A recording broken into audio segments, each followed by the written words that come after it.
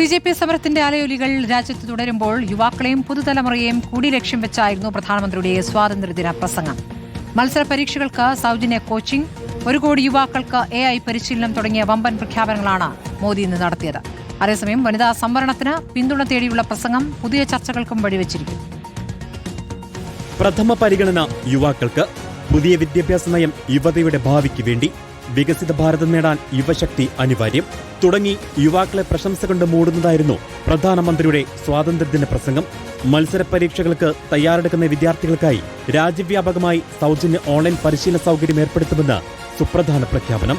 हमने युवाओं के लिए विभिन्न परीक्षाओं की फ्री ऑनलाइन कोचिंग हमने करने का निर्णय किया है. പരീക്ഷാ ക്രമക്കേടുകൾക്കെതിരെ CJP പ്രതിഷേധം ഉൾപ്പെടെ വിജയം കണ്ടതിന്റെ സമ്മർദ്ദത്തിലാണ് പ്രഖ്യാപനമെന്നാണ് വിലയിരുത്തൽ. അതേസമയം വനിതാ സംവരണം നടപ്പാക്കാൻ എല്ലാ രാഷ്ട്രീയ പാർട്ടികളും ഒന്നിച്ചു നിൽക്കണമെന്ന് പ്രധാനമന്ത്രി ആവശ്യപ്പെട്ടു. നടപ്പാക്കിയതിന്റെ ക്രെഡിറ്റ് വേണമെങ്കിൽ നിങ്ങൾ എടുത്തുകൊള്ളൂ എന്നും മോദി പറഞ്ഞു.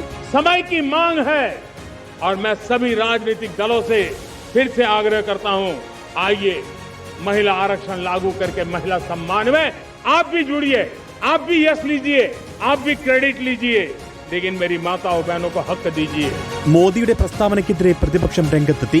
സ്ത്രീ സംവരണത്തിനൊപ്പം മണ്ഡല പുനർനിർണയം കൂടി നടപ്പാക്കാനുള്ള കേന്ദ്ര നീക്കത്തെ പ്രതിപക്ഷം ഒറ്റക്കെട്ടായി എതിർക്കുമെന്ന് CPIM general secretary MA baby പറഞ്ഞു. BJPയെ സംബന്ധിച്ചിടത്തോളം സ്ത്രീ സംവരണവും ഡീലിമിറ്റേഷനും കൂട്ടിക്കെട്ടിക്കൊണ്ട് സ്വന്തം പദ്ധതി നടപ്പാക്കാനുള്ള ഒരു നീക്കമാണ്.